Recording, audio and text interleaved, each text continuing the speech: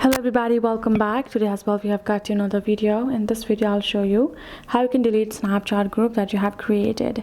But before that, please do make sure to like our video, subscribe our channel, and yes, without any further delay, let's start.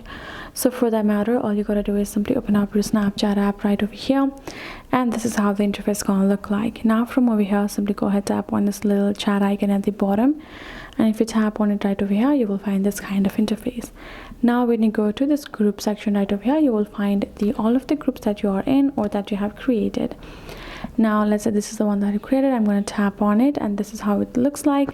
Now what I'm going to do to delete it, I'm going to tap on this name of the group right over here, and I'm going to tap on this three dot given, and I'm going to tap on something of leave group. Please go ahead and leave the group right over here. Once we have left the group, now the group is gone. If you go to groups over here, we will not find it at all, right? And that's basically how you will be able to, and that is it. So hope this video helped. Thank you so much for watching. I'll see you guys in our next video.